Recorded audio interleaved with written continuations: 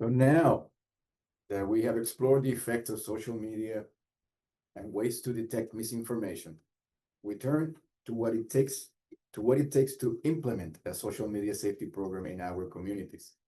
And for this purpose, we have Dr. Skipper return to present her work, the work that she and her colleagues are doing in Glasgow, UK. Dr. Skipper, welcome back.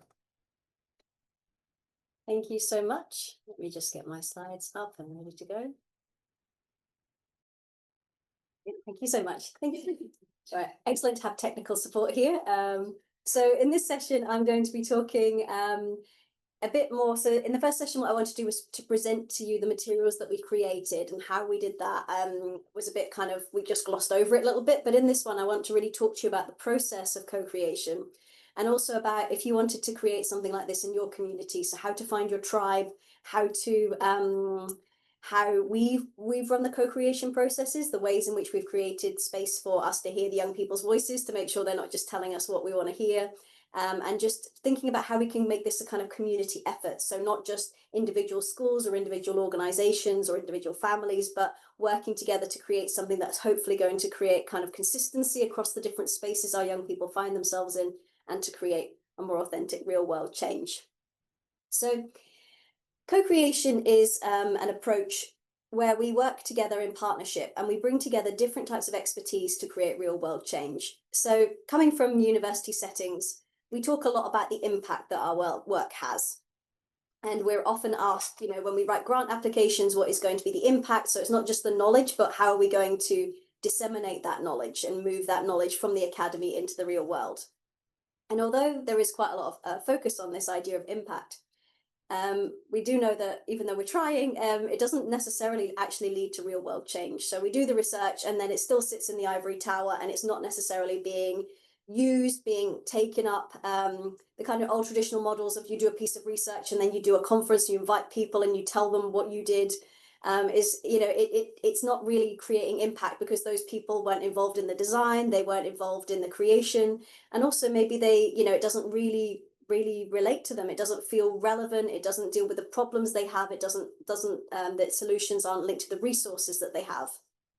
And so co-creation in of itself is involving academics and partners working together. So thinking about, you know, as academics, we have a lot of expertise in research, we have a lot of expertise in data, we know what the research says should work, we know how to evaluate interventions, we've got lots of students who can provide people to help us out with bits and pieces. But we're not the people at the coalface, we're not the people who are working in schools or with youth every day. So while we have some expertise, we don't have that expertise, you know, in that lived experience of being a young person. I'm not a young person anymore. This project has definitely taught me I'm definitely old now. So we don't know what it's like to be a young person right now. And in terms of our partners, we don't know what their resources are like, how much time they have, what their learners are like, what they think their learners are going to engage with. And so co-creation involves academics and partners working together to co-create knowledge and interventions to really impact the world. And when we do co-creation authentically, it should start from the very beginning, from what is the issue as you see it, not here's an issue and I think this is the problem, but going in and being more open. What is the issue? What would an intervention look like? How are we going to check that it's working? How are we going to disseminate it? And the partners should be working together at all of these different stages to really authentically co-create these solutions to the biggest challenges that we're facing. And in terms of the benefits of co-creation then, first of all, it takes into account research and real world knowledge together. So there's a lot of research out there about what works in terms of behavioral change, in terms of motivation, these sorts of things. And there is also a lot of work out there about, you know, there's a lot of real world knowledge about what works with my learners, or this is a challenge for my group, or these are the things which I want to do. And so if we can bring those two different things together, we've got the research and we've got the reality, hopefully that's where we can create change. It creates also a better understanding of context. We talked about this a little bit in the last panel, that, you know, an intervention, you can just drop it in and sometimes it will work. But actually, the more you understand the context, the more you understand those learners. You know, we saw those graphs from Mitch. How many hours those young people were online each day was very, very high. So if you're thinking your intervention is targeting people who are on for 3 hours a day, it's very different to these kids who are on 8, 9 hours a day. And clearly their use of social media is going to be different. So it's really understanding the context in which those children are engaging, and also in terms of the project, you know, where is that set? Who are these young people that we're working with? Co-creation is also more likely to be engaging. So by working with the young people, I think for Project Real, it's made the materials better than what we would have created on our own. Because as I said, a lot of the things I know about, or I do on social media, are not what the young people do. So they chose the materials, they wanted them to look a certain way. They told us, we don't want you using kid slang because it's not cool. So we took that on board.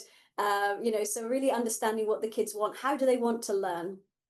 And also making sure that the materials we create are culturally relevant as well. So, you know, in terms of the language that we're using, or in terms of the influences that we're engaging with, or the role models, or the stories, all of these things need to be considered in order to do really good co-creation.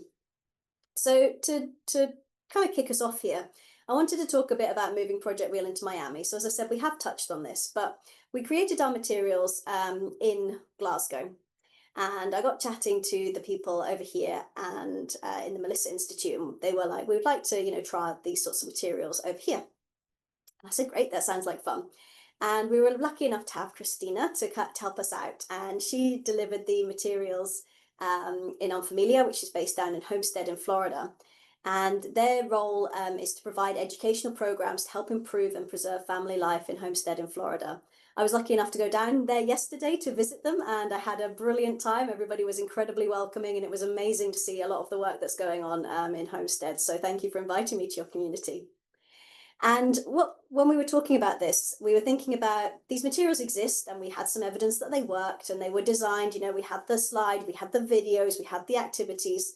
So it could be easily moved and just done as is. But we did need to make some edits because, for example, the Unfamiliar group, the young people were, it was a summer program. So of course, it's very different if you're doing something in school. Project Real was delivered typically in, well, it was delivered in school hours. It was delivered in different spaces. So some people did it in computing, some people did it in personal, social, and health ed. Some people did it in modern studies. But obviously it's very different doing a program where you're in school and you kind of have to be there versus a summer program where you're choosing to be there, and you've maybe got a bit more freedom of being like, I don't want to be here, I'd rather be outside having some fun. So we had to think about the setting and also the relevance of the examples. So here's one of our fake news stories, which the kids developed for Project Real, and it was about dolphins in Venice, in Italy. And the kids in Miami are like, yeah, of course there's dolphins. There's dolphins everywhere down here. So, you know, it didn't really work in terms of a story that would be engaging for them. So even simple things like that, literally just this one story was not necessarily the right sort of fit. So first of all, we had to look at the materials, and Christina was brilliant in terms of helping us to understand the context and the kids that we were working with, because we weren't here, we were at a distance, and Christina needed to take what existed and modify it, but not just modify it before she even went in, but actually modify it on the fly once she started doing things and was like, okay, the kids really like this, okay, we need to add a bit more in here.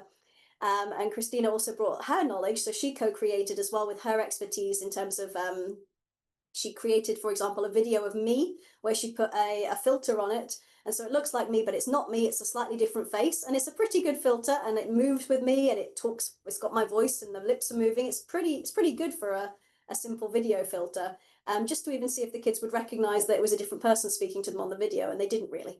So, you know, bringing in different technologies and things that would surprise them to help to keep these kids engaged, as I said, during a summer program, and to think about the resource that was available. So typically when we were working in schools, we had a whiteboard where the video could play, and it was very easy, and it was a large screen, and then the kids could be on different iPads as they were, you know, engaging with the different activities. But obviously there was less technology available in the space in which they were delivering. So having to think about even simple things like, is there going to be Wi-Fi? How much? Is there going to be enough Wi-Fi? Is there going to be computers? Even simple things like that, really thinking about how a project is going to run in a different space. And also in terms of working with Unfamiliar, it was important to think about how to engage families as well. So as I said in Project Real originally, we developed this in classroom settings. And the idea was that we would create this intervention. It would be delivered by teachers to young people, but it was mainly set in a classroom. And following on from that, we did do some parents versus kids online sessions, so people could sign up. It was like an outreach project. and parents and kids could go through the materials together. So it was like we did live ones, and then we did pre-recorded ones that parents and kids could go through together to see who was better at spotting the fake news or the misinformation. Was it the parents or the kids? If you're interested, the kids were generally better, actually. The kids were really, really good at the tech. So they understood, oh yeah, this has been photoshopped, this has been edited, you know, they were really good in that way. Whereas the parents were much better at the psychology. So the parents were much better at being like, oh, well, yeah, the reason that somebody would do this is this. So psychology versus skills, IT skills, there was a difference there. But it does, again, show that parents and kids can learn together about this. But in the Unfamiliar group, it was really important to engage with parents. So as Etiony mentioned, the parents were looking for some support. They were like, you know, my kids are doing this. I don't know what I should be doing. I don't know how I should respond. I don't know sometimes what the kids are even talking about when they're talking about some of these things. So as part of that, Christina came up with the idea of getting the kids to, so in the fake stories or conspiracy session, we asked the children to create a fake news story and a conspiracy. And then they have to look and tell the difference of the ingredients that go into those two different things. And she actually used these and showed them to the parents, and the parents had to like guess, you know, which one was the misinformation, which one was the conspiracy, and see whether they thought the conspiracies were realistic. And so again, this was quite fun for the parents to see what their young people had been working for. You know, the idea of bringing the information that's happening in the classroom into the family setting, so that, you know, the parents can see what their kids are up to, but also helping the parents to think about some of these issues as well. And once again, as we know, everybody thinks they're better at spotting misinformation than they are. So saying you need to learn this to help your kids gets people on board, in the same way saying to kids you need to learn this to help your parents who don't even know what Photoshop is. It helps to get people on board. And it also helps to create consistency. So as we mentioned, if the schools are talking about it in the same way as the families, then we've got a kind of consistency and a level of engagement there, which I think helps the young people, that, you know, there's similar rules or similar discussions happening in these different spaces. I think that can be really, really beneficial. So I think that the families really enjoyed that opportunity to come in and see what the young people had been working on. So at the end of the project, we did some questionnaires with the young people. It was quite a small group, so we didn't have a huge amount of data here, but we also, Christina ran some focus groups for us, which was excellent. And we managed to ask them a little bit about what they thought about it. And they said that it was fun, and they liked it when they did the fake news and the videos, and that they learned how to spot fake news. So, you know, that suggests that it was working for them.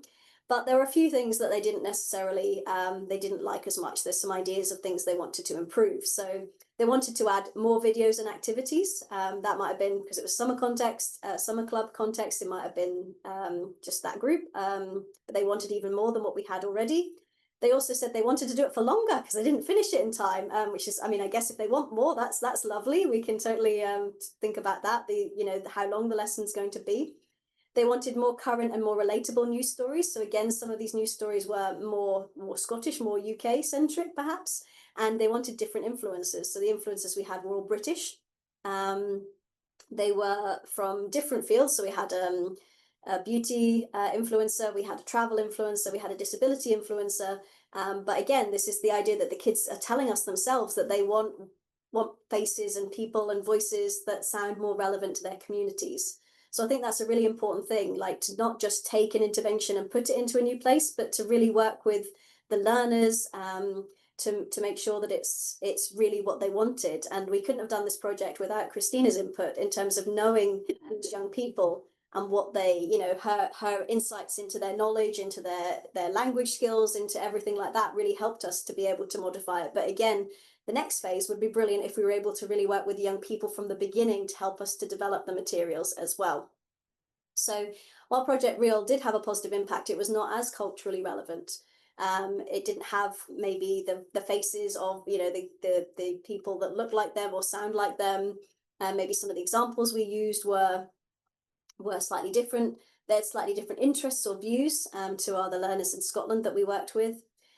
So I guess the take-home message here is that you can take an intervention and move it across contexts, but if you are able to authentically co-create, to take them through these stages together, or even to use something as a foundation and then build on it, I feel like that's where you get the real impact, is where people feel like they are the ones who are choosing it, they are growing it, they are creating it, and then it feels like something that they have ownership of, and that's where you get the real change. So this is our hopeful plan moving forward, to do a bit more of this coming this summer and moving forward as well. So in the next section, I want to talk a little bit more about ideas about co-creation. So what co-creation is a bit more, and how we run it. So some of you might have come across this before. This is it was really helpful for myself and my colleague Deb, who was speaking earlier, about how we think about ourselves. So when you imagine yourself, you can imagine yourself as a very independent person. So you see yourself and you are this bubble in the middle, and you are separate to all these other people. So your mother bubble and your father bubble might touch yours. A friend one might be close, or there might be a further away bubble, a co-worker might be here. But the idea is that you are your own self-contained person. You are separate to other people, and all these other people are around you. Whereas when we see ourselves as interdependent, we see ourselves as being connected and linked more strongly with all these other people. So you can see that the bubbles are overlapping. So the people around you become part of your identity, more so than you standing kind of alone in the center here. So the idea is that an independent self is me, I am myself, I am influencing others, but I am my own person. Whereas interdependent selves see ourselves as being more connected and linked to other people. And according to this theory, we have both. We can use both of these selves. So maybe at work, you're a very independent person. Yep, I know what I am. I do this, I do that. Whereas at home, we might be more interdependent. We might be interdependent with certain friends over other friends. There's cultural differences. There's differences in terms of gender and things like that. But these are kind of the two selves. And in order to authentically co-create, we really need to be interdependent. We need to be learners. We need to position ourselves in trying to understand the other and let them influence our own opinions. So yes, we have our ideas, but we need to let their ideas in order to really understand them and make change. So just to touch on this a little bit more, because this is something that's really shaped my thinking in this area. When we use our independent self, we value being heard. So we want people to listen to us. We want to influence them to believe what we believe. We want to be our own person. We want to be unique.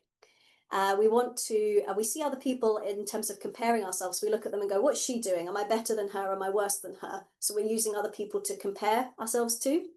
We're focusing on the things we need, the things we think, the things we feel, and our own achievements. And we're thinking about our own goals. We're choosing tasks that let us achieve our own goals. And so, of course, this is a sort of self, if you look at that, this is what's rewarded at work, right?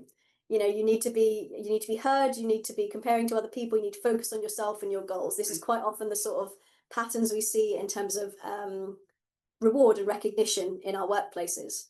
Whereas interdependent selves are more focused on relationships. So thinking about other people and fitting in, and how we can behave in a way that's going to make sure that we fit into the community that we're in.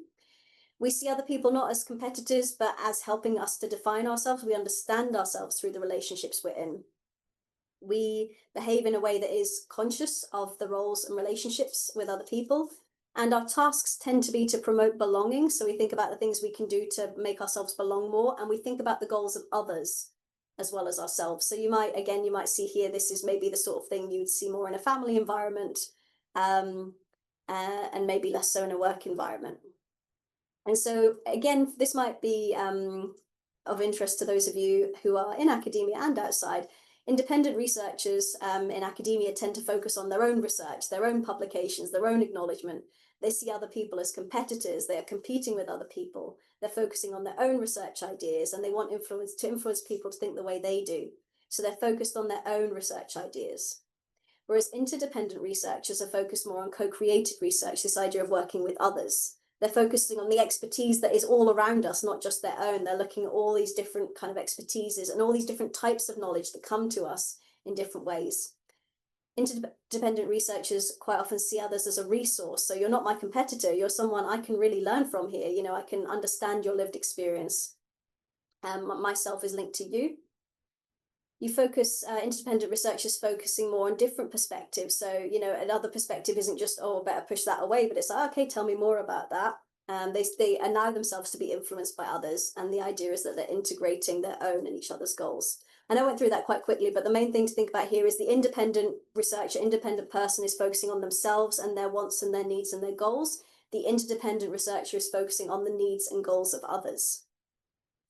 And so this sort of interdependent approach is really, really important to really authentically co-create, because it's relational. Co-creation is necessarily relational.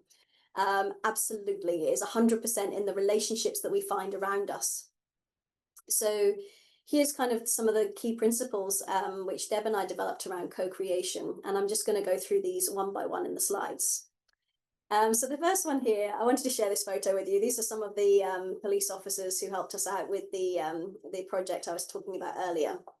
And in order for this project to work, we had to really think about, well, who do you need in the room? You know, we needed the young people, we needed the police, we needed young people who would feel comfortable talking to police officers. We needed to have people who had knowledge of cybercrime and cyber resilience. We needed to have academics with knowledge about interventions. We needed to think about gaps in the team. So was there anything that we didn't know? We had a couple of officers come in on specific days when we were talking about things. We'd be like, oh, hey, do you have anybody who could talk to the kids about this? It's also really important to think about, can you actually work with them? You know, like what sort of people are they? Are they the sort of people you can see yourselves working with? Do you share an ethos or a way of working? Are you the sort of person who likes everything very controlled, or are you a bit more fluid? You know, what is your time frame? And what is your ethos? So, you know, if you're co-creating and you want to put the kids' voices first, but they don't, that might be quite a challenge. So it's important to think about memorandums of understanding exist between organisations, like between the University of Glasgow and Police Scotland, but the relationships between people are why projects succeed. So it's really important to think about those people who are going to be in front of you every day and how you're going to work with them. But that also does add to your challenges, because then, of course, people do move roles. So you do sometimes have a beautiful collaboration set up and then someone moves to a different organisation or something happens and you've got to start again. So really, I want to flag the most important thing is the relationships. Then thinking about objectives. So what are your priorities? What do you want from this project? As academics, we often want data. We want lots of beautifully, tightly controlled data with everybody doing the same thing as much as possible. But actually, when we're working with partner organizations, they may be like, well, we can't guarantee that all the kids are going to be here all the time. We certainly can't guarantee we're going to get parental consent for them all to participate, etc. So thinking about your priorities, what do you want to create? What do they want to create? And are they compatible? Do you agree about how you're going to work? How much of this is going to be the kids' voices? How much is going to be the academics? And do you agree on the time frame? So if you've ever done any work with the university, you know we are slow. We take a long, long time to get funding. We put together grant proposals. We don't hear for months. Then it comes in, and then suddenly we're doing it. So you know the time frame can be very different from a community group who are like, right, should we do that next week? Then I'll get you 20 kids. So thinking about those time frames can be really important as well. And then when I talked about relationships, it's important not just to think about the relationships between you and the partner, but also in this situation, we have relationships between us and the police backstage. So the ones who maybe weren't in all day, but the ones who were kind of involved in the background. And then we have the relationships with the kids and the relationships that are going this way as well. So you've got all these different kind of interconnected bits, and they all need to be working. So, you know, how are you going to make sure that the kids' voices are heard? How are we going to make sure they feel comfortable sharing? How are we going to make sure that, you know, that the police are able to make their, you know, to explain all the things they want in there, and to make sure that all of the things we're saying are absolutely correct and current. And also making sure you acknowledge people. So you saw in our video, we did acknowledge all the kids who were involved in that. So making sure that we are acknowledging. And then thinking about trust, respect, and safety. And this is so important, because when you think about what trust looks like for you and what respect looks like for you and what safety looks like for you, it might be completely different for other people. Even simple things like, how do you set up the room in a way that makes people feel comfortable? What do you wear? When I go into schools, I wear jeans and a t-shirt usually, because I want them to talk to me as like a human. I don't want to be removed from them. I tell them they can call me Yvonne, not Dr. Skipper. So thinking about that and actually talking to your partner organizations is so vital. So there's a kind of a story in the UK where a group of academic researchers were doing some work with some people in a working men's club. So these are kind of clubs, social clubs usually for working men, and they go in and socialize, and it's quite a relaxed environment. And they did this piece of work together.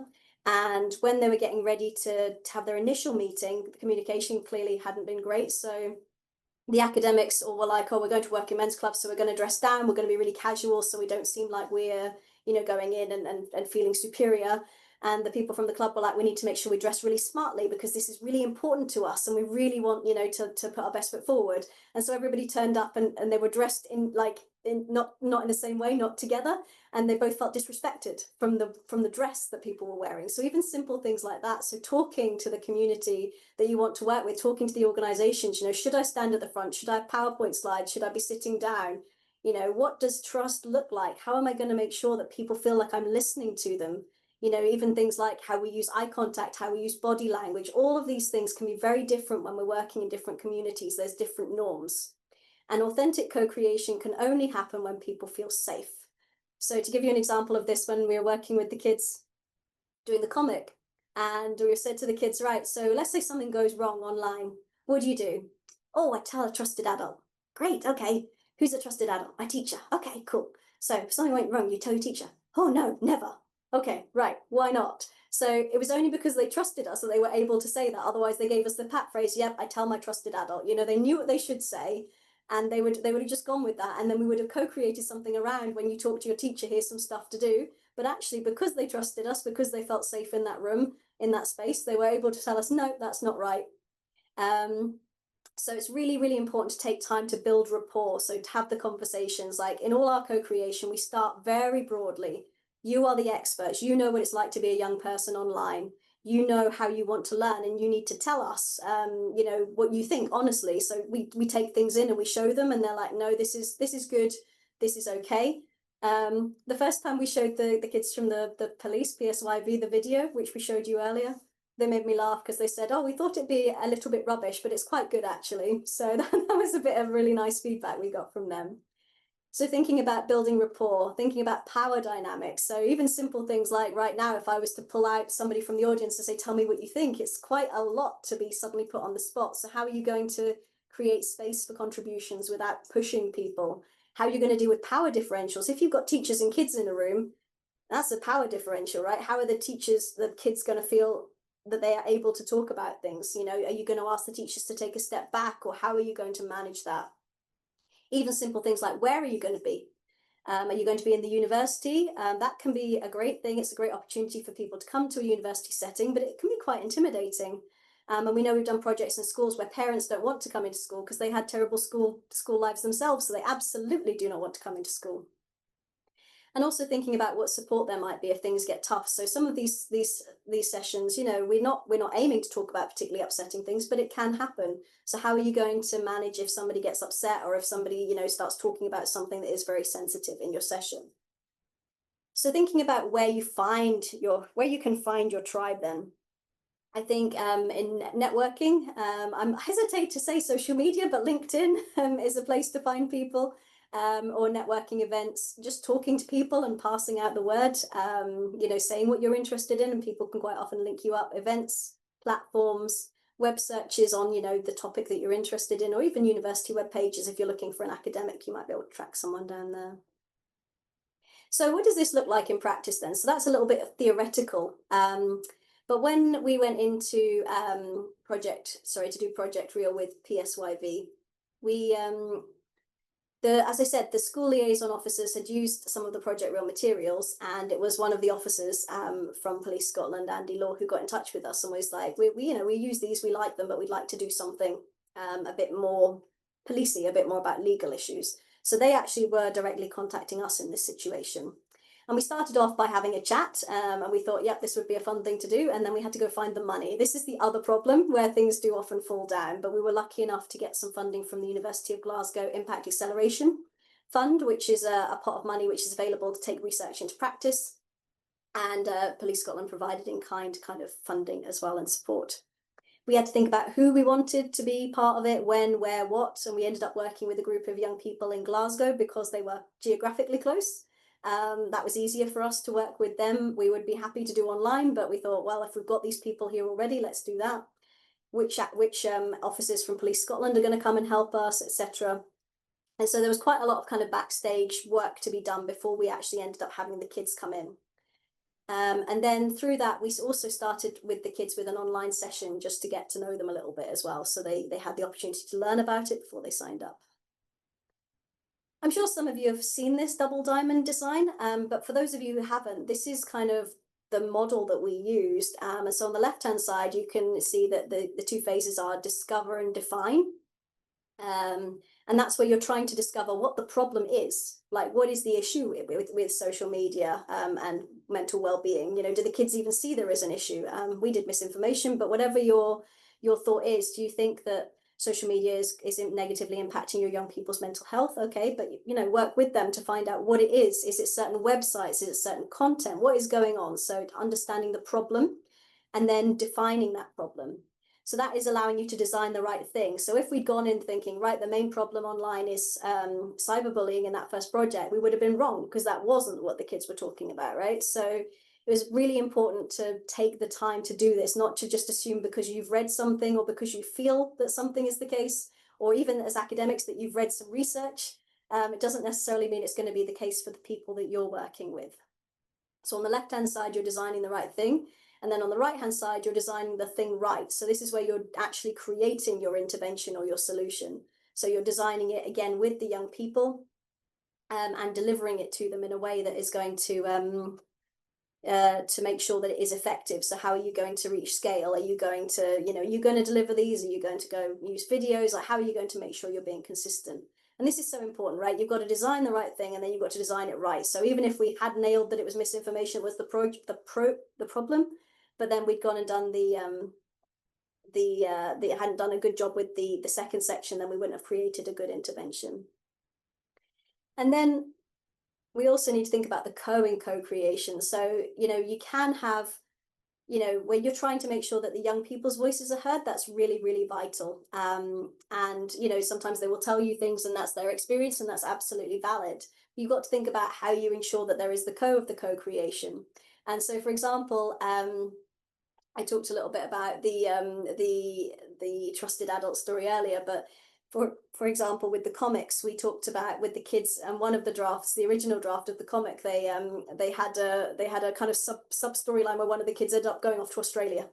And it was quite a funny storyline, but it was definitely not the sort of storyline that you'd want to be going out to kids to teach them about staying safe online. So again, you know, there I think we maybe lent too much towards the kids' voices and didn't bring in more of the kind of the research and the adult side of things. So it's really balancing, making sure the kids' voices and experiences are there, but also that there's a good chance of this working with the practical and with the stories we want to get across. And as I said, we really wanted to get to know the kids. So we gave them an online workshop before we met, and that gave them the opportunity to join in a really safe way. They were at home, they could just log in, they got to know us, we explained the project. And we also played, I'm sure you've played this game, Two Truths and a Lie. So you tell two true stories and one lie, and everybody else has got to guess which one's which. And that's a really fun way as an icebreaker, but also it's quite a good one for Project Real, because we're talking about people like not telling the truth online. Then we spent the first workshop doing some stuff on, again, icebreakers, getting to know each other, where like what the kids were thinking about, their online experiences and their knowledge. And we asked them basically, what do young people worry about online? Who else do we need to be involved in our co-creation? So was there anybody that we needed, any expertise from the police, anyone from cyber harms or anything like that? So who do we need to be in this room with us? And then we asked them, how do young people like to learn? So what did they want to do? And that was where they came up with the idea that they wanted games, they wanted lots of discussion, they wanted lots of interactivity. And the kids spent basically their time in groups writing their thoughts, and we as adults were walking around and engaging with them, but we weren't guiding discussions. We very much left it to our young people. Then in the second workshop, we moved into that design and ideation. So we wanted to, we worked with them to decide what the aims and the outcomes were from each one. And we developed the ideas for the interactive activities. So the idea of the password guessing game. Okay, so what pictures would you want on there? Oh, we want a picture of her dog. Okay, because it might be to do with the dog's name. Great, okay. So we worked with them to create this. And the sessions. So what would you like to see in these videos? What content would you like? And then each one of the groups took one of the sessions and they workshopped that and came up with some ideas as well. And again, they worked on mind maps, flip chart paper, and presented their ideas with the group. And again, we as the adults were moving between the groups. We also didn't just stick with one, we were moving so that there was lots of interaction. And then in the last session, we were prototyping. So we had the 3 sessions, which the kids created the previous week, and we brought them in and gave them to a different group. So if you created the initial Real Me, you wouldn't work on this one. You worked with the Real Connection, for example. So we had lots of brains on the different ones. So it didn't become just the views of the 5, 6 kids that were in this group. So again, we were moving around regularly. And they basically reviewed what we had so far and developed a full session outline. So all of them have a starter, a main, and a concluding activity. And we helped to do the PowerPoints. And all the kids then presented their outlines to the group. And then we had a bonus session because they wanted to do this parent video, which hadn't actually been the plan in the original, but the kids wanted to do it. So we added this in. And this was lovely, as I showed it to you earlier. The kids created that very much. That was their own idea. That was they wanted it. They came up with the question. They helped us design the script. We recorded their voices. So that's the voices of the kids you hear. But of course, something like this, we had to think about budgets because we hadn't intended to do this. So we were actually very lucky that some of the videographers at the University of Glasgow, Ian and Abby, thank you, helped us out with this, and we were able to utilize some art we had from the comic as well. So it's really important when creating these sorts of things not to get too excited about all these massive things, because we were lucky in this situation that we were able to bring these things together. So thinking about what is actually going to be feasible and possible in your project. So then we had the kids come up to the University of Glasgow, which was really nice. So all of these events had taken place in the police council offices because it was easy for the kids to get to. But the kids really wanted to come and see the university, and it was our pleasure to host them and give them the opportunity to come and visit. So they came up, we did a little campus tour around the main buildings. We had some students come in and speak to them, which was lovely. And we also showed them the materials that we developed so far, and they gave us feedback, which we're currently just adding into the final iteration of the intervention. So you can see here, this was a long process, and it was very much led by the young people because we wanted it to be about them. We didn't want to tell them these are the problems you experience online. And this is why I really wanted to show you kind of how we did this and how we made sure that the kids' voices were front and center. And we did some focus groups with the kids just to ask them their views of how the project had gone. And most of them said they actually really liked the group work because they worked in small groups and they worked with us. So I really liked getting my opinions out there and listening to other people's opinions. I like to actually collaborate with other people and putting our ideas out there because we were able to, like when 2 opinions clash, we were able to like discuss it more and come to a solution that was the best, way of going about things. And when we're creating ideas for you guys. So they really you can see here, they like creating ideas for you guys. They felt like, this was something that they were doing as a team. They felt listened to, which was so important to us. So we're really glad to see it. I kind of liked seeing people I guess specialize in stuff like this because it's interesting, more that you guys are helping us and we're also helping you. You always took our ideas into consideration, like all the time. You got to write it down on a big thing, and then you took the mean, and it was like obviously expressed on the presentation. So I think the kids here are showing that they did feel like their views were listened to. This is authentically the kids, and I think you can see that in the materials as well. And they said it changed their views, so it made me think twice about it as well, because I've learned more about doing this, and to you see a lot of likes here, right? Actually see, or maybe I shouldn't actually have that on my profile because people could figure things out and things. So it made me rethink social media. So quite often when we co-create, we focus on the materials and the things we create at the end, but actually through that process of working with those young people, we are creating change for that group of people as well, because they are working with police and with experts and understanding. And I think it really shapes the views of these young people, and then it allows us to shape the intervention in a way that is really compelling and exciting to move forward.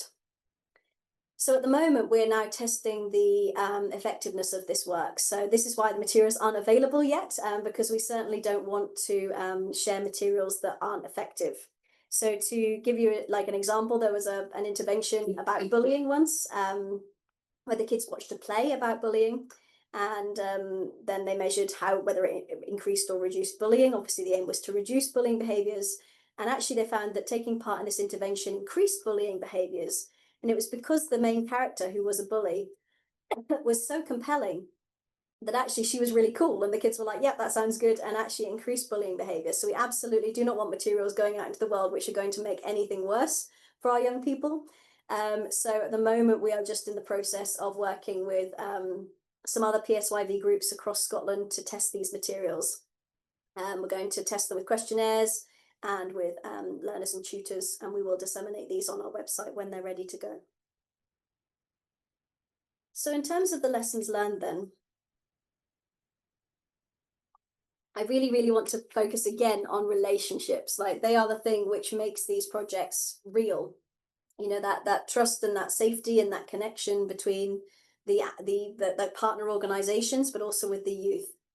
They are so important for us to create really good interventions.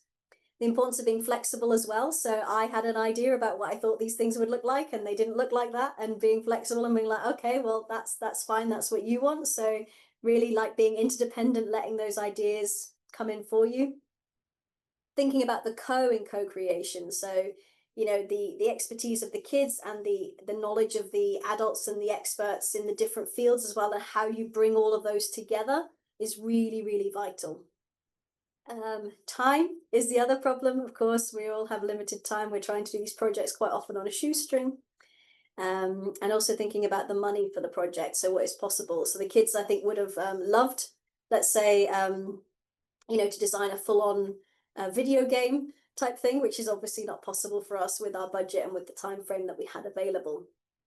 So thinking again about, you know, what is possible, and making that really clear to the people that you're working with, so that they understand and they don't feel betrayed at the end when they wanted to do something and it's just not possible. So again, making them part of that conversation.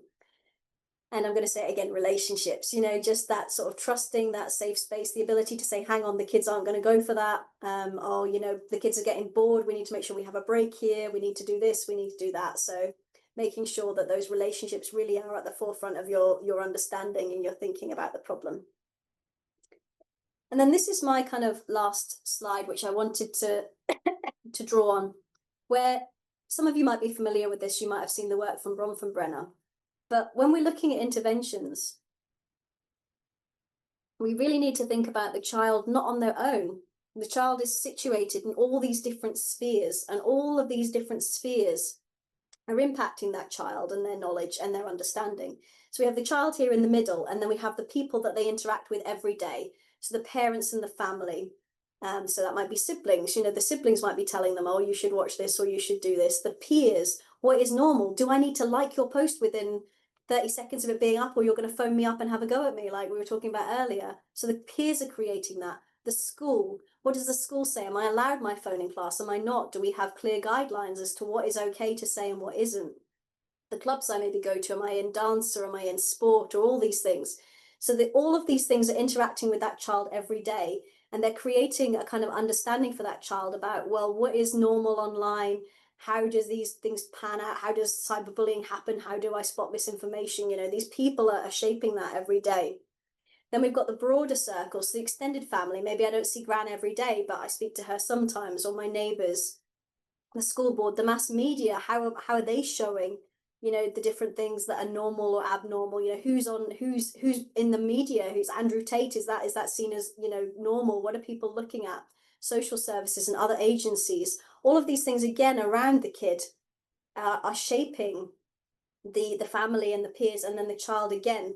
And then on the big picture, we've got this idea of the attitudes and ideologies of the culture.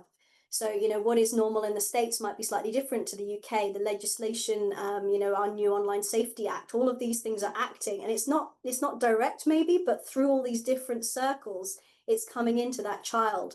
And so one of the key things in Project Real we're looking at is to think about these young people in the middle, but thinking about all these different organizations can work together. So education and the police and all these other things to come together to create something that really does create change, because it's not just knocking on the door here, but it's trying to look at these big picture and these big shapes around our young people to create spaces for these positive developments. So that was the kind of key thing to leave you with, is to think about how you might be able to engage at these different levels in terms of creating things that are going to create a real world change. So in that spirit of reflecting on organizations and relationships and things, I'd like to say thank you to the main Project Real team. So Joe Reddington, who does a lot of the technology, he's created all our beautiful profiles, which I showed you. Dan Jolly, who's an expert in conspiracy theories. This is Hannah, who's been the RA on the Police Scotland project and really been helpful with a lot of our co-creation. Also, many thanks to all our young people here, all the teachers and various adults who've helped us out. And then, of course, everybody at the Melissa Institute and Al Penny and Scott Hunter, who will be joining us in the panel to talk about how this works in practice in the next session. So genuine thank you so much to all of you for helping us to make that a reality. Thank you. Thank you very much, Yvonne. And again, for your creativity, for your resolve, for your guidance in this process. And we'll remember your visit and the moment in which you kind of like push us in this direction when we have our programs running everywhere. Now we move to our third and final panel, and building a collective movement for social media safety and mental health. The panel is going to be moderated again by our scientific board member, Debra Pepler, and we have special guest Scott Hunter from Education Officer for Cyber Resilience and Internet Safety at Education Scotland, and leader in the Cyber First program, Alasdair. Am I pronouncing that correct? Alasdair. That's fine, right? Yeah. Penny. I've been called worse. Thank you. And cyber crime harm prevention lead at Police Scotland and contributor to the police cyber arm program. Of course, Yvonne, and I'll be hanging around here in case I get stricken by some wisdom to share with you. And so let's start with you, Debra. Tell us, take us where we need to go. Great. I want to just take a minute before I turn it over to Alasdair and Scott to just thank Yvonne. Like, you're an exceptional researcher, truly exceptional. You're innovative.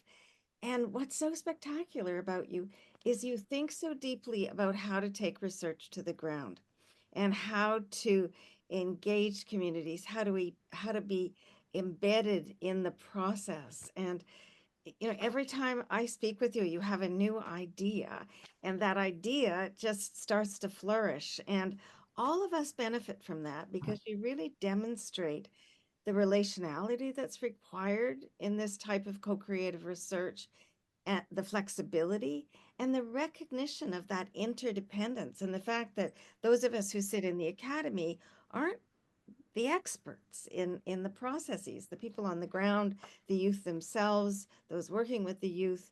They have the answers, and we need to be listeners. I like that hand that said listen. So it was just a joy to listen to you, and I thank you so much for the work you're doing in conjunction with the Melissa Institute. But so at this point, I'd really like to turn it over to Al and Scott, and nice to meet you in person rather than just on email, and ask if you would just introduce yourself and speak a little bit about the roles that you play in the positions that you hold. So you can decide who goes first. I don't know. Go on, Scott. Right, I'll go first. Thanks for inviting me along to have this discussion. My role within Education Scotland is to support cyber resilience and internet safety education. We are very lucky in Scotland that it is part of the curriculum, so teachers should be teaching it. Sorry, I should introduce that Education Scotland is a national improvement agency for education in Scotland. So my role is to support teachers deliver the curriculum. We have tried very hard to simplify the message around cyber resilience and internet safety. And it's good to see some of the themes coming across that today and the talks from this morning all the way through this afternoon. And we've sort of simplified it into 3 things that young people do on social media: is consume, create and communicate. So each area has a different risk. And we've simplified that message to the teachers, and we're starting to get a wee bit more engagement for that as well, and the different age ranges around about that. we are having a focus on the cyber security aspect of it, about setting up your devices and your account properly to help reduce the chance of you experiencing any harms online. So we do that by focusing on how to set up your iPhone, your Google phone, any other mobile phone device or mobile device to make sure that the safety settings are set on. For example, in iPhones, you can reduce the chance of you receiving inappropriate images by using the community safety part on your handset. So you can do that, and it reduces the chance of young people seeing content that they're not ready to see. Also, we've looked about and spoke about today, as you can see, kids don't feel as if they have control of their online accounts. So we're trying to enable them to take control back. So we've talked about the AI, but how do we reset the AI if we've seen a lot of content that we don't want to see? So how do we reset that AI so we're not seeing that? So what do we have to like another video to enable it to come back into the centre rather than going away and being in a filtered bubble? It's been quite negative for young people. So we've been looking at that to see if that has an impact. It's very early days, so and there's very limited research on to see if the sort of device and account taking control of that lessens impact. It's just as I say, a way we are looking at it to teach it, to simplify it, to make it less sort of daunting for teachers to tackle, because some of the issues that we've mentioned today are quite emotive for teachers and for parents and for pupils. So we'll try to remove that emotion by asking questions. Do you know how to set up the account? Do you know how to set up the device?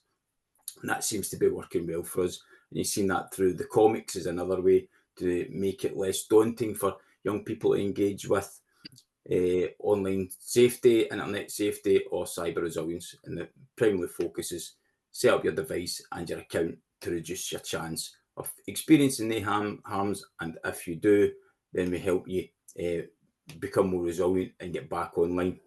So how do you reset your account to make sure it doesn't happen again? So we've had that sort of focus in Scottish education, and it seems to be working so far, but it's very early days, and I've not found any research, and Yvonne might be able to correct me, to see the impact between setting your device and your account up if it reduces the harm. It's just, we think it's a way to simplify, and it could reduce the harm. That's my caveat. I'll pass on to Alasdair before I hog all the time. Sorry, Alasdair. It's all right. Thanks, Scott. Hi, everyone. I'm Alasdair Penny. I'm in charge of Police Scotland's Cybercrime Harm Prevention Team. As Scott said, listen, many thanks for inviting me along to be part of the panel.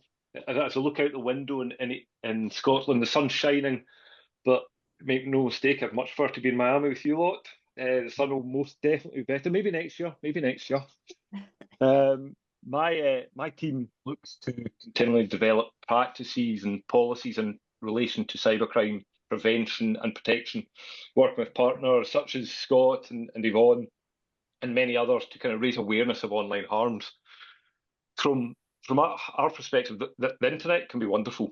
For children and young people, it's used to research school papers, communicate with teachers and other kids, and play interactive games.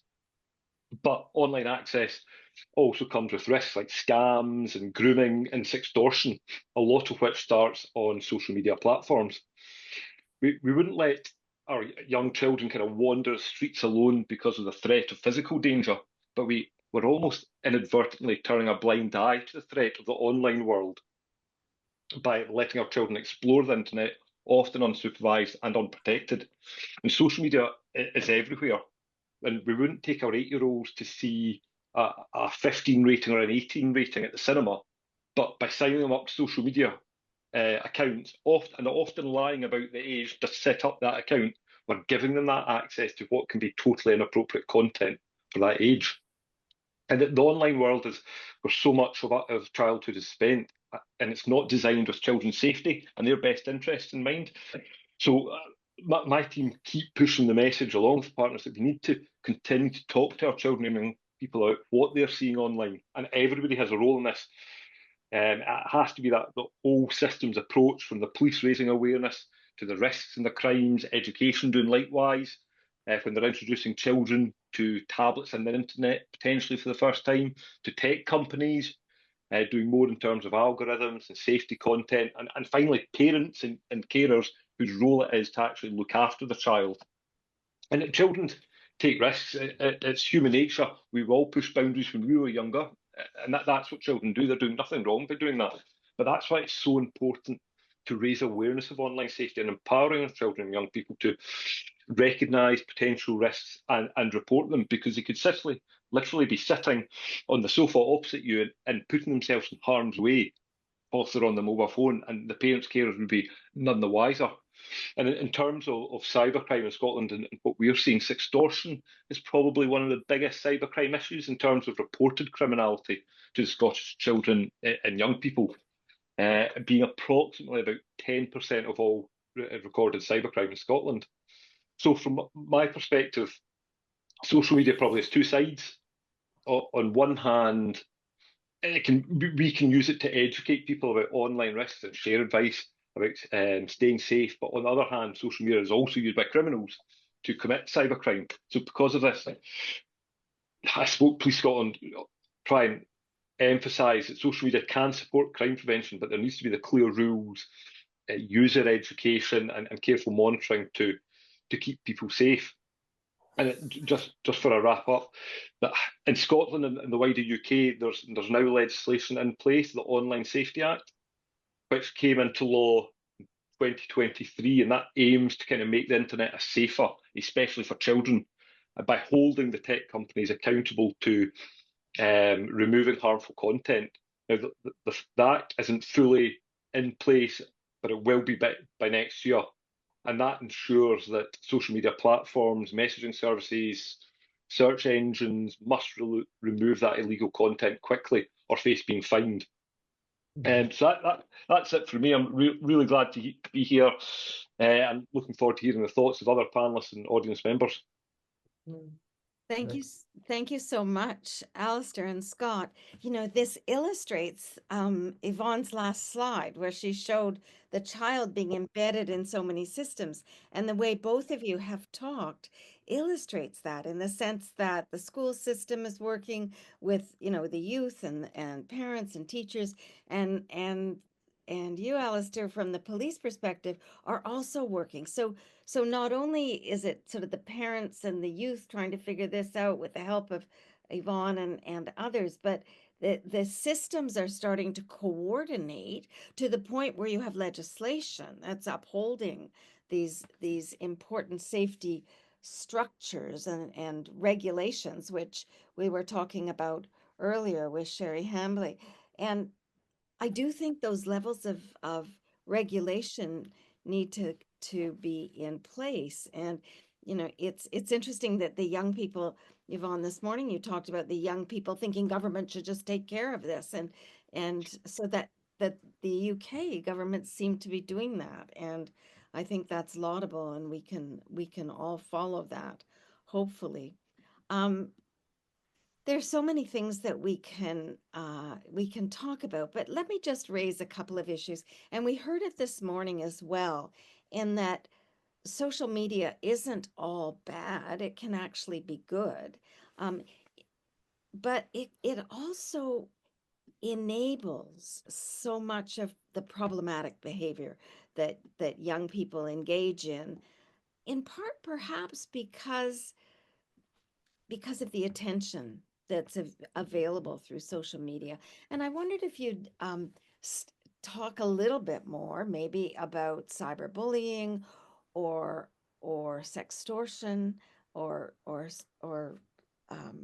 other things, you know, and if we have time, I wouldn't mind pushing that to think about sexting, which is young people, you know, sharing intimate thoughts, sharing some intimate images with someone they're courting and somebody that they're with. And it's a, you know, for those of us who are older, it's a very, very different thing. So, you know, some of these things are in a gray area for us. Some of the things are white. Some of the things, you know, are clearly shaded.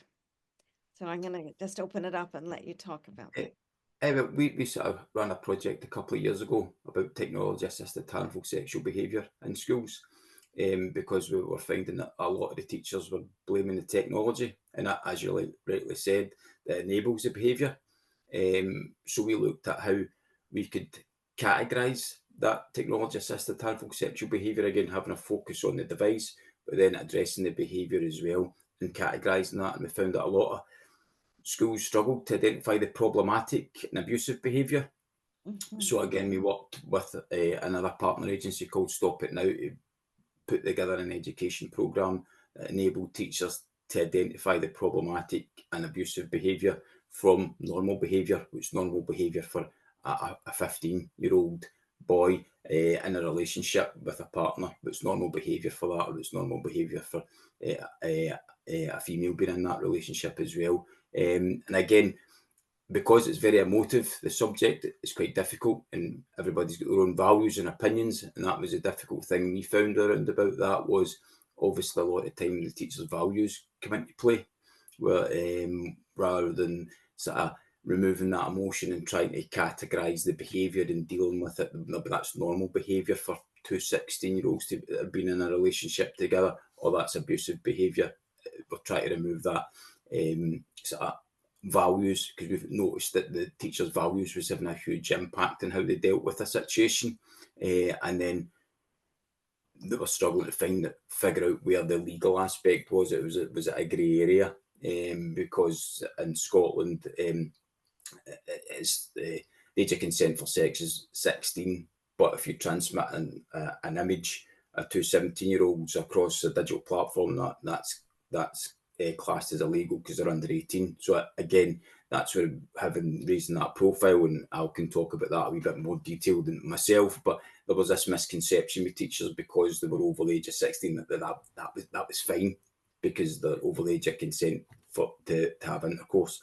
And again, we've done a bit of work around that, and again, that was through with a charity called Stop It Now and the Lucy Faith Foundation over here, and we found that was having a wee bit more impact. And the Lucy Faith Foundation done a bit of research, and they ran a project called Rosa in Glasgow, and it sort of identified that the most people that were being referred to them were neurodiverse males. So again, it wasn't an issue for the sort of general population of school-age children. There was a high chance that there'd be neurodivergent young people getting involved in this type of behaviour. And so there was some research done on that by the Lucy Faith Foundation that I can pass on to you. I think that'd be useful. But that's what we sort of went within education as well, to look at, move that emotion, as you correctly say, as an enabler, and identify the type of behaviour. And we used a thing called the Hackett continuum to identify the problematic behaviour, and allow them to see what was normal all the way up to abusive. And we gave sort of clear guidance: if it's abusive, then speak to your campus officer. So that was some of the things that we've done within education so far to help address that, because it was one of the things that we had noticed was coming through as well. So I'll pass on to you, Alasdair. Yeah, thanks. I mean, sextortion, it's a really interesting one, Debra, as you said, because people of a certain generation just wouldn't think, it wouldn't even cross their mind to do it. But children, young people now, there's a distinct lack of differentiation between online and offline worlds, and it's really difficult. The children, young people aren't doing anything wrong just because we think it's wrong. They're not, because they believe they are consensually sending images to somebody. Where the risk is, certainly in Scotland, and from looking at the research abroad, it's similar. That the vast majority of sextortion we're seeing are where children, young people are sending intimate images to people they do not know and have never met. They're not sending it to a classmate or a boyfriend, girlfriend, partner, whatever it is. That happens, and yes, there can still be victims of sextortion, but the vast majority of them are to total strangers they've not met, but they've got that connection because somebody has sent them a message, and that profile pic of the perpetrator just happens to be an attractive male, female, and within minutes the psychology hits, and they send intimate images within minutes. But I have to emphasise this doesn't just happen for children and young people. We see 80-year-olds that are also victims of sextortion, so that it's across the field. The majority of victims do tend to be younger. So it's about again, from the Police Scotland point of view, it's that no blame, no shame, and where we have it, and we have tragic consequences that we've seen in Scotland, and likewise, no doubt, in America as well. It's about that education piece and raising awareness.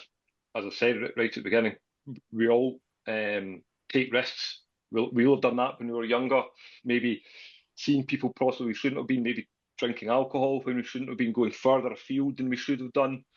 And this is just what our parents faced, but on steroids, all the various risks in the online world. Because I'm sure when I grew up, there was only 3 channels on TV, no internet, that was it. And my parents had to go at me, I'm watching too much TV. But now everything is amplified because it's literally a handheld device. So it's fascinating, and we've seen crime cyberbullying as well. It's crimes that are traditional crimes, but are now being taken into the online world, and there's almost no escape for especially for children and young people. They can leave school if they're having a hard time at the end of the day, but yet their phone will be buzzing and whatever social media platforms or messages, and there's no real escape. So it's a real challenge, absolutely.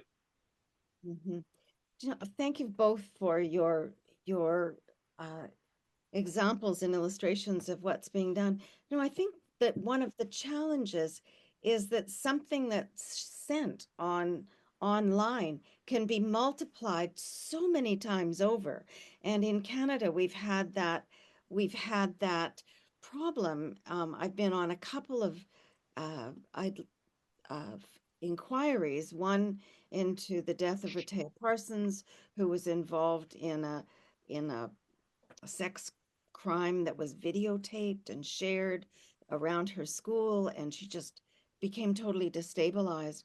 Another at a school here in Toronto where there was a group of boys who assaulted a boy, and again it was videotaped and shared. And I think it's that sharing that creates so much shame in the person who's on the receiving end of it. And you just have no idea where the images go, and that reverberates and destabilizes young people to such an extent. So it is. Yeah, there's certain projects over here that can help young people remove that content.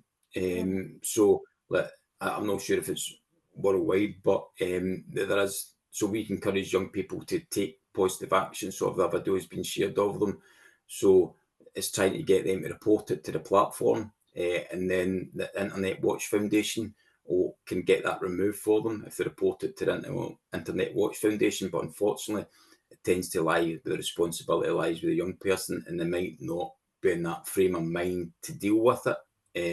So it's just trying to highlight with us in education, their friends, or their peers, that you can deal with this. So if somebody is feeling that or reaches out to you, you can give them a strategy to help them and become a wee bit more resilient. And that's what we're trying to do around about that area, is have them have the confidence to speak to somebody, one of their peers, and ensure their peers have that information where they can go. As not the best, but something's better than nothing, I would probably say, in this situation, to try and get it down as quickly as possible. I really appreciate you raising that, Scott, because our research on bullying shows that peers play a huge influence on face-to-face bullying, but they do as well in cyberbullying. And Mitch mentioned that this morning, that the bystanders have a role. They're affected by it, but they also have a role in reporting. In the 2 instances that I was talking about, it was bystanders who finally came forward. The youth. Yeah, and certainly a lot of the research has shown that young people, and it's human nature, will go to their friends before their parents or their teacher. So it's ensuring that they have the appropriate information to be able to give them the appropriate advice. And that's just from my experience of working at schools. They tend to go to their peer first, or their friend, who then will come with them to a teacher or come with them to a parent to give them that moral support. And the important thing around about the cyberbullying, and our cyberbullying guidance has just been updated by Scottish Government, I think last year. So it's just been updated, and it'll include cyberbullying in there as a form of bullying.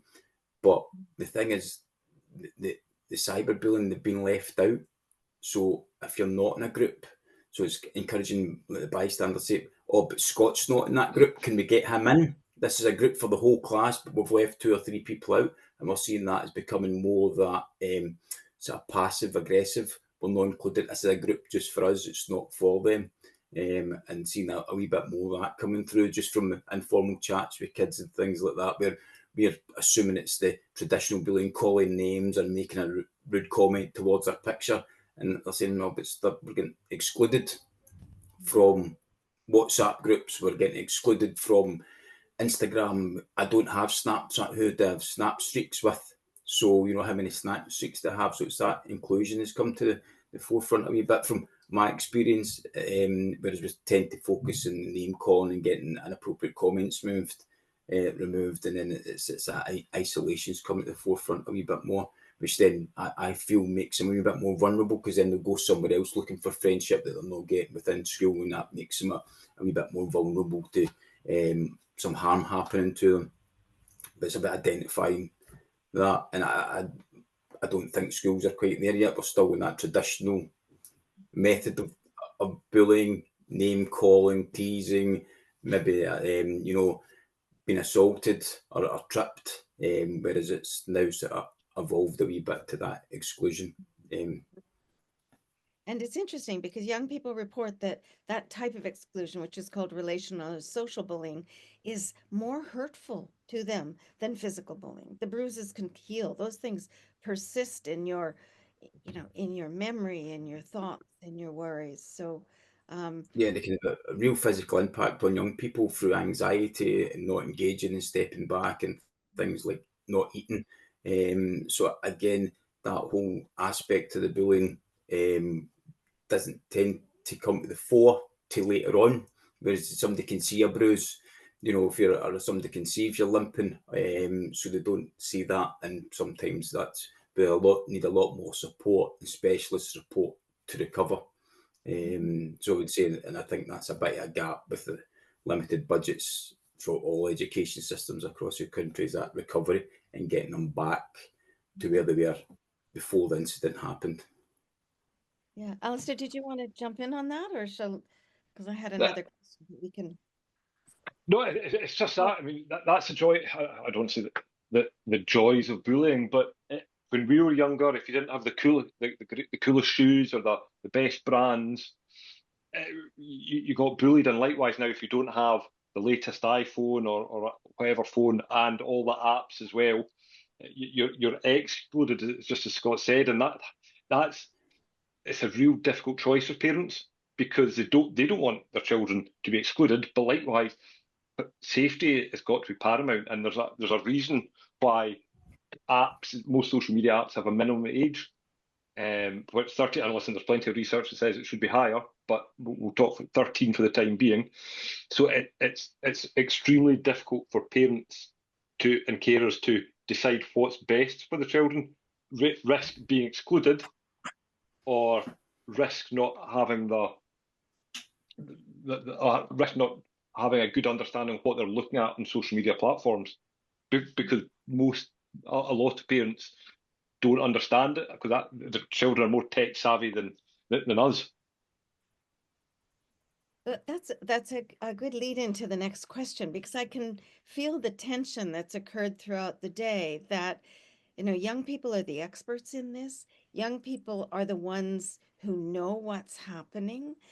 Young people know who's being harmed, and young people can be bystanders and can intervene.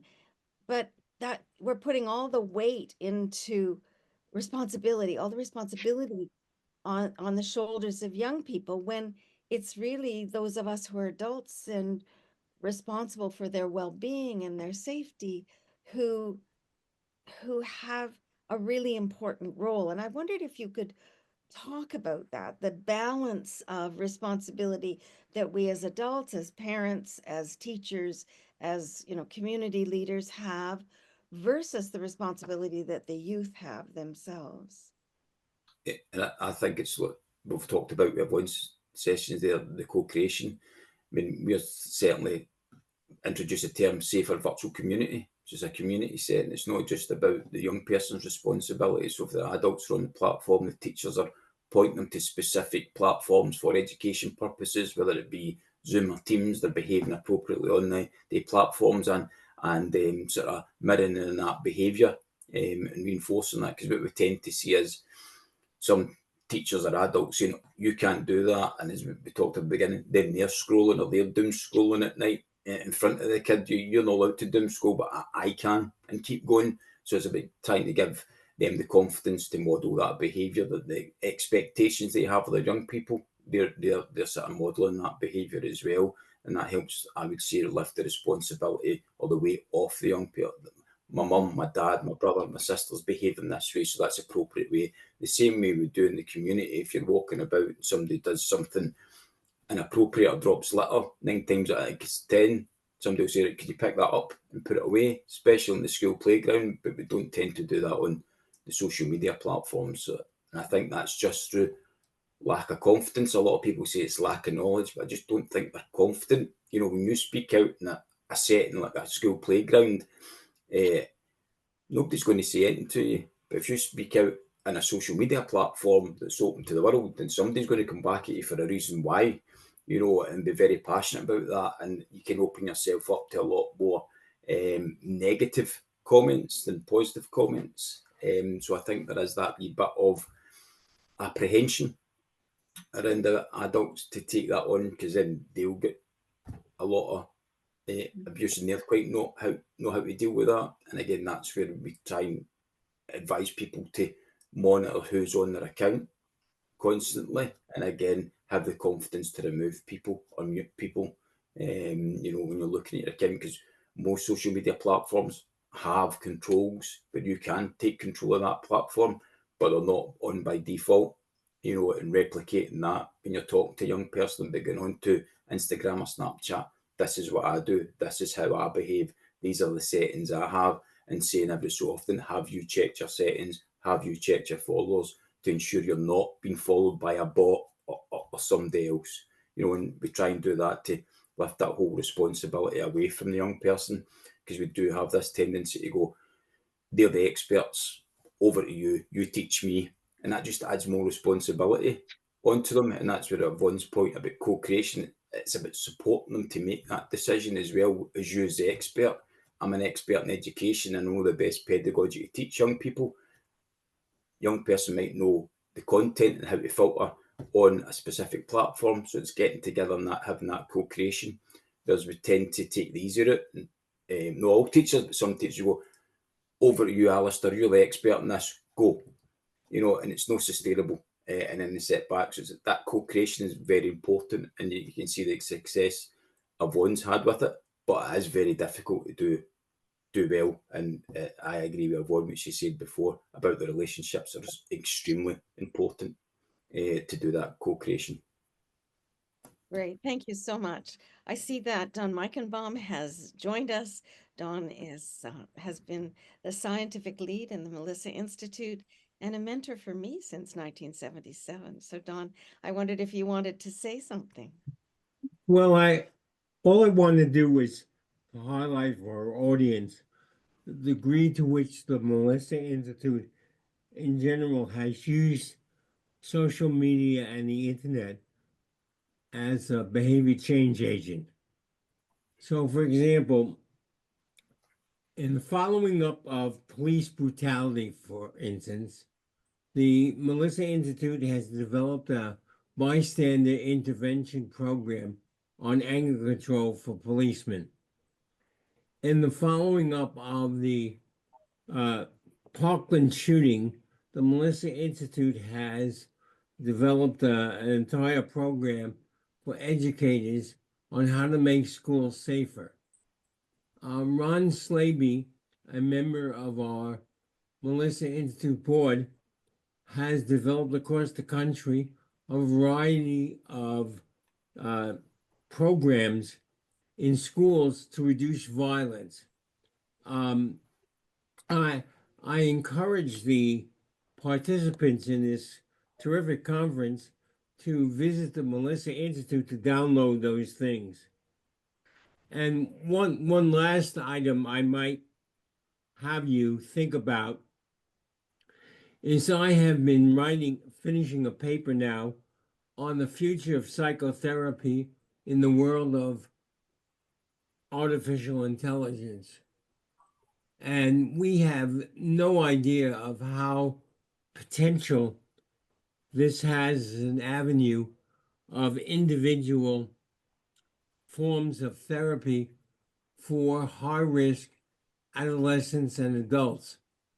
And you could let your imagination go to think about if each of you had your own private therapist that you could access at any given time on a given particular time. So at the personal level, I should also note that I have published a book called Roadmap to Resilience, which is designed for people who have been traumatized. And in fact, 1 month ago, I presented to the mental health community of Ukraine on the bolstering of resilience. So the notion that you could use the internet in these positive ways sort of counteracts the variety of interventions that might be used. In fact, the Roadmap to Resilience book has now been downloaded by 53,000 people in 140 countries. So while we have highlighted today the potential dangers of social media, I really would like us to sort of think as mental health community and how we can use the media of the internet and social media in a therapeutic way. It's just sort of balances out what's being conveyed in terms of exploitation of youth and the like. Think about how you could use this in a therapeutic manner as well. I think part of the limitation on that is that it's a failure of imagination. It's like our generation, and I was talking about mine, not your generation, my generation, and it's we are fairly illiterate when it comes to this issue of social media, online communications. We know just enough to maybe know that it's happening, but not really enough to talk in depth about it. So in order to go there and use it for good, in order to really be to make it a part of the cultural conversation that is productive, and then we need to be a lot more sophisticated users and knowers of those systems, more literate about it, which was alluded to before in terms of the gap between the youth and the parents in here, because the kids are, in this case, the kids are more like an adult parent, and the parents are like a 3-year-old when it comes to understanding how these systems work. So it's something that we need to address. I think even before then, we can ask people to go in there.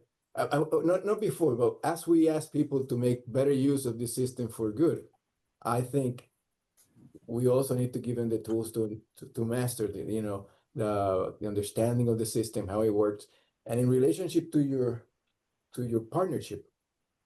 It made me think about where you wanted it to go. Now you got something going. It's organic. It's growing. You have different members of the community, the education, the police, the university, the youth. I didn't see that you have parents, right? You don't have a group of parents necessarily. Not yet. Not yet, right? So, or the religious organizations, which I imagine may be good, important in your community too, as they are here in Miami. So it seems to me that it's exciting to see evolve in that way, because they may have a lot to contribute to that culture too.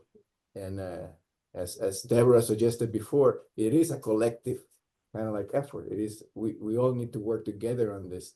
And I think everybody has a role to play if they're educated on how to do it. Yeah, thanks, Don and Etiony. I'm going to turn it back to Alasdair and ask, your thoughts on balancing the responsibility that we seem to be putting on youth because they're the experts, and that which we as adults can pick up. So Scott and Yvonne, it's collaboration that it needs to be. I don't like the term parental settings. Now that's industry wide, so it's not going to change. But if I was 14, I would not want to be controlled by a parent. So it's probably just the psychology of it, or well-being setting. I'm sure there could be a different digital setting, whatever it could be. So I think, and as Scott kind of alluded to, there's digital literacy is an issue in a lot of parents and carers, and I struggle with that in terms of this is your children, your young person's safety we're talking about. So to say I don't know how to go into my settings and look at change the privacy or the location, that I struggle with that somewhat because we're talking about children's safety. You teach them don't speak to strangers in the street. You teach them to cross the road, to look both ways before they cross the road. But we're not teaching how we're spending £1,000 on a mobile phone and handing it over without any discussion about it, how to use it for good and for bad, or how to look out for different things. So there is a tension, and I make it sound like this is easy. It's absolutely not, because anyone who has children knows that speaking to children and getting information out of them can be a challenge at the best of times without the what are you looking at on your phone. Let me look through your phone, because obviously children, young people that will obviously have rights as well. And you don't want to be that dominant, give me your phone, let me see what you're looking at, because children will hide things. Even if you have a great relationship with your parents' carers, by the very nature of children, we all did it.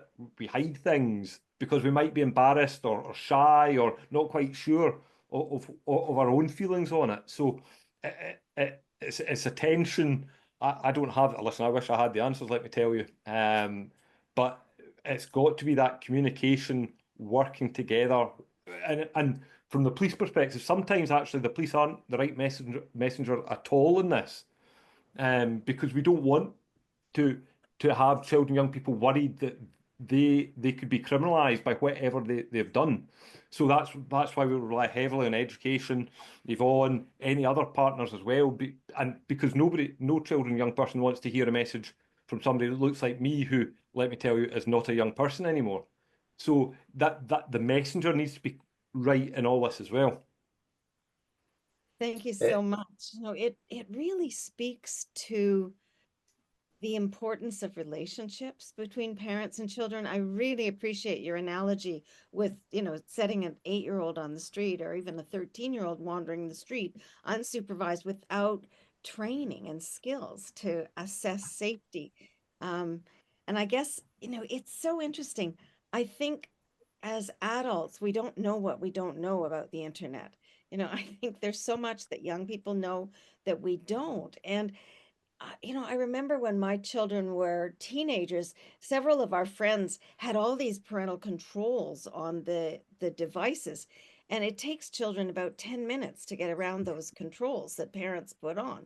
So it's clearly that we would in psychology call that an authoritarian stance or parenting stance, where I'm the authority, I'm going to set limits, I'm going to be strict and harsh, versus authoritative, which is open and warm and collaborative, and let's talk about this.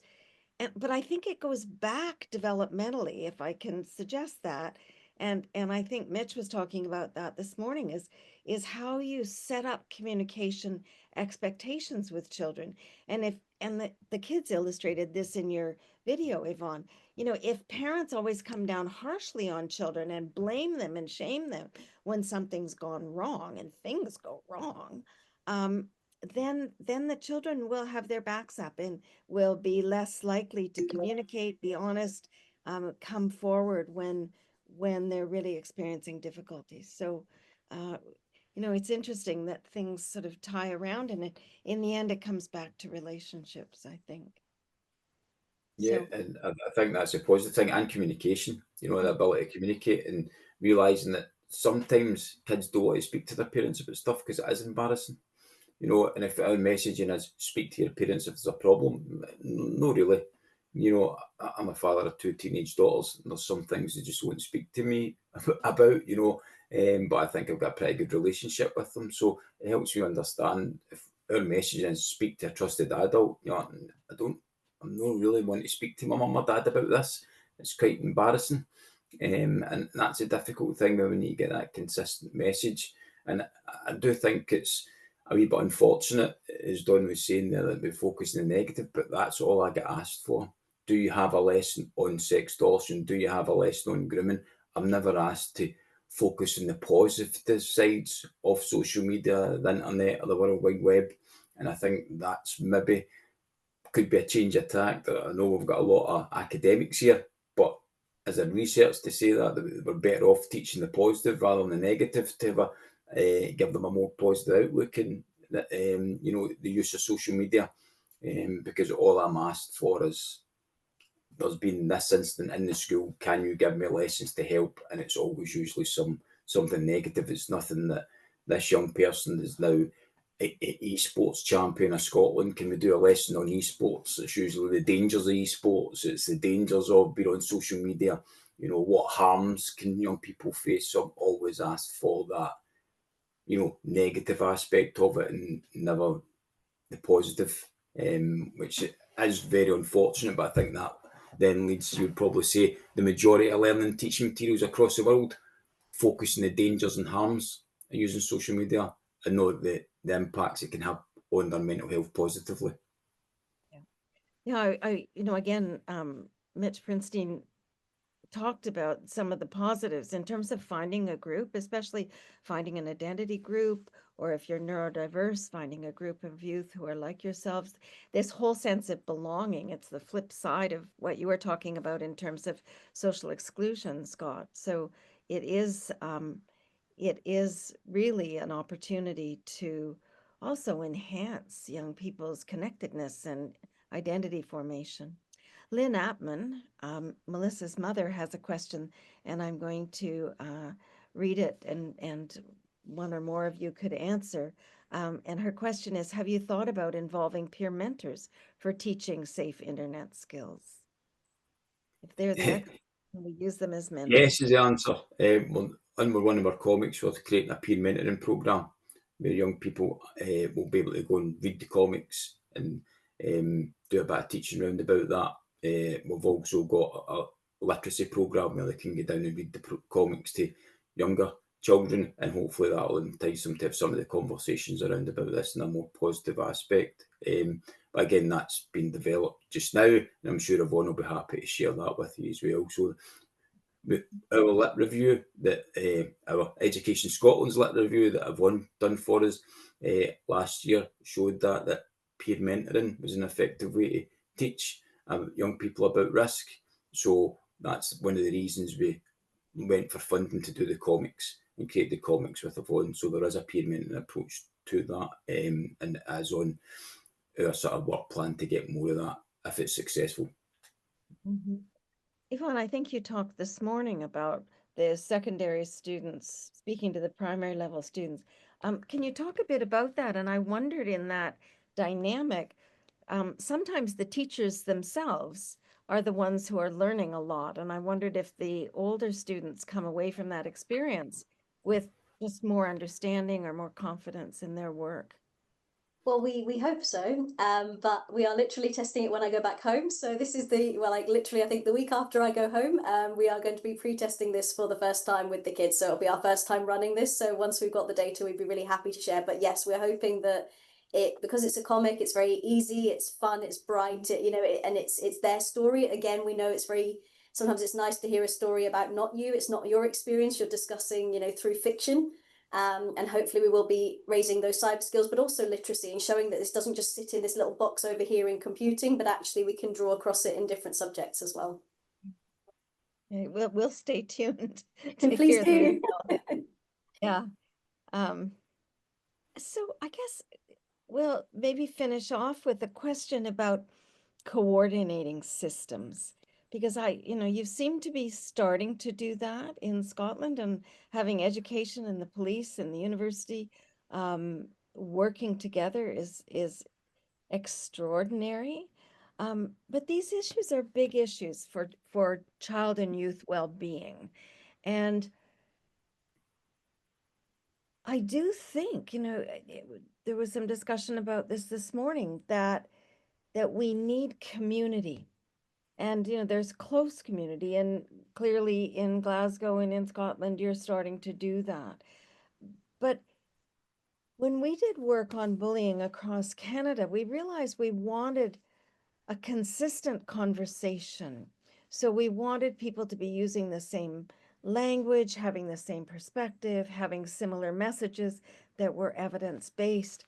And it's challenging to do that. And it's challenging to take things from, a project reel and moving it across an ocean, and then redoing it, and then hoping that it will be disseminated more broadly. It seems like, every school should have every community should have a project reel. And wonder if maybe Yvonne and Scott and Alasdair, if you could talk about that, and Etiony, if you have ideas about that as well. So how do we, I guess it's how do we disseminate this? How do we get it taken up for a more consistent and cohesive message for children and youth? Certainly, what's worked for us is the co-creation, as Yvonne's talked about today, and put it into their context. There was no point in us doing a comic that was based in Glasgow or based in Edinburgh or based in Inverness. The young people who are writing it are from Ayrshire, so it was based in Ayrshire, and it allowed them to take ownership of that as well. So that co-creation, and again, we are quite fortunate in Scotland. We're cyber security community is quite small.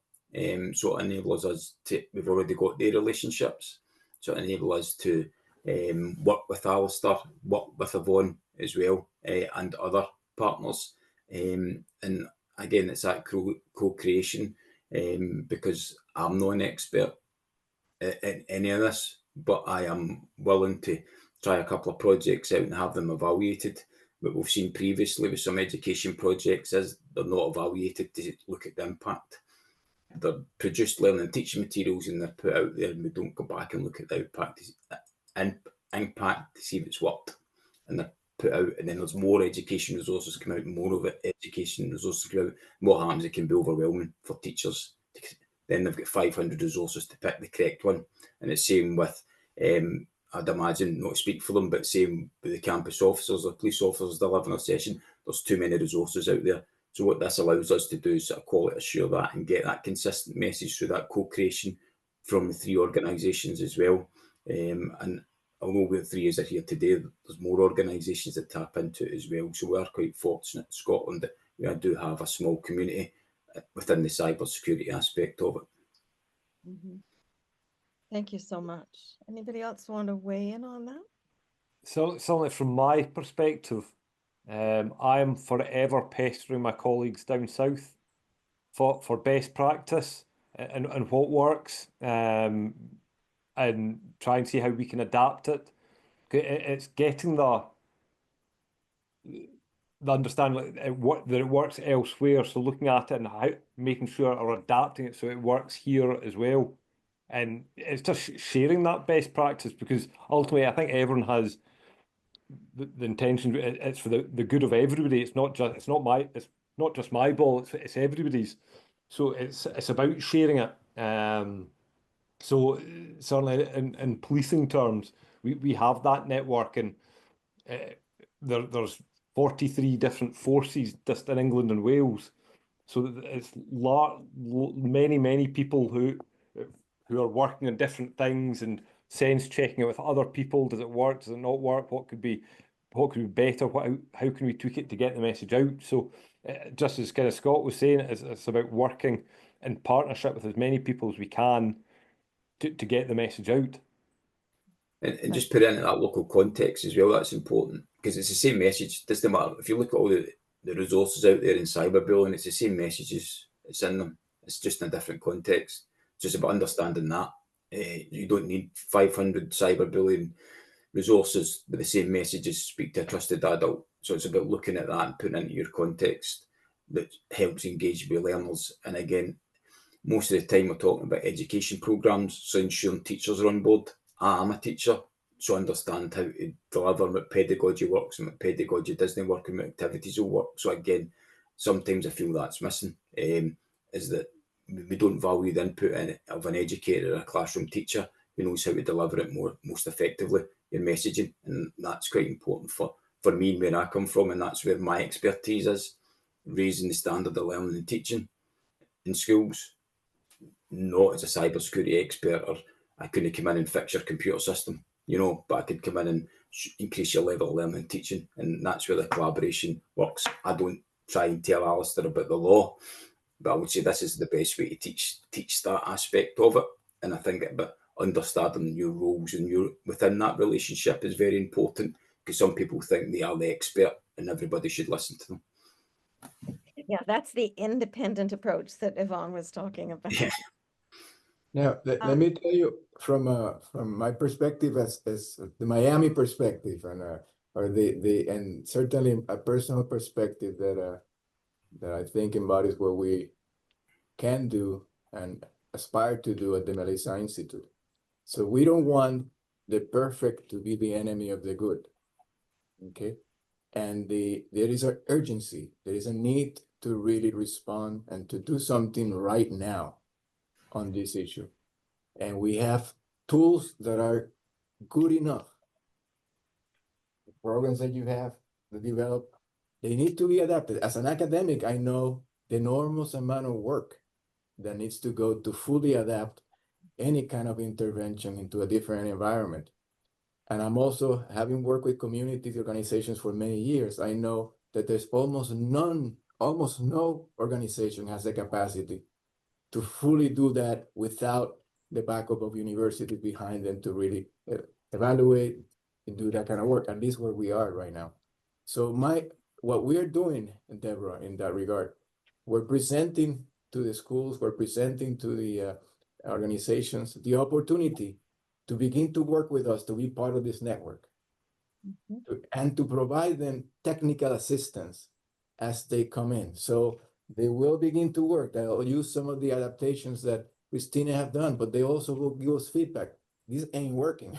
We need something different. And then we can work with them and say, okay, these are some of the things, some recommendations. There may be other people in the network by that point who are submitting to us the work that they're doing. And this is part of what we did. We created this. We're working with this influencer. We're doing that. So that way it becomes like almost like an open source, idea.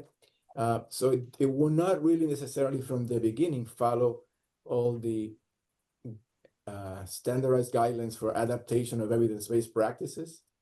But I think down the road, and as my promise to Yvonne, is that we will provide her the type of data she would need to be able to speak professionally about it. Yes, this worked, it didn't work, we should go with this. So that's the idea, that it will make it worthwhile for her to invest on us as we try to get the kind of information that would help everybody understand what is working and what is not in different contexts. So we're creating, our aspiration is to create a network, a global network, as you'll hear in a minute, of folks who are engaged in this, who are sharing their materials, who are sharing their successes, their frustrations, and their failures, so that we can build on that.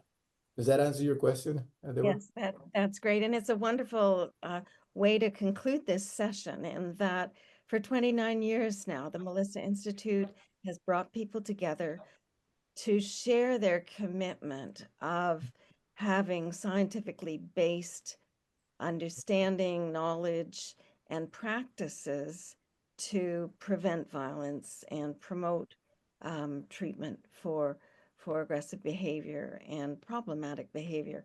And it's absolutely remarkable to be here 29 years later and see the extent to which the Institute, working together with all of the parts of the Institute, has really accomplished the goal that that the Atmans dreamed of, you know, so many years ago, and have really accomplished with Dawn and Suzanne Keeley and others support. So it's been a pleasure to be part of this today, and I'm going to turn it over to you, Etiony. So now, as we come to the close of the Melissa Institute 29th conference, I want to thank each of you for being part of this global conversation. Let's today not be the end, but the beginning of a global network committed to social media safety and mental health of our youth. We have heard today from leading researchers, practitioners, and community leaders across a few sides of the ocean. And we have seen that this is not just a local issue or a national issue. This is a global challenge, and it demands a collaborative, research-informed, and values-driven response. So let's build on this momentum. Let's keep the conversation going. Let's stay connected across time zones, institutions, and disciplines. We at the Melissa Institute encourage you to use and share the free resources we offer to you today, to join us in developing new solutions, and to let us know what you're doing in your community and how we might support or collaborate your efforts. Because together, as we have repeatedly said, we are stronger. Together we can create safer digital spaces, and together we can protect minds and strengthen communities. And I also give a shout out to our friends and partners of the YES Institute, which is a wonderful educational organization, nonprofit here in South Florida, and they have made their facilities available to us. I invite you to go and check their website and to participate of the training. They have tons of resources and have been doing their work for nearly as long as we have been. I believe 29 years too. So thank you to the YES Institute for your support, and to everybody, thank you, and be well.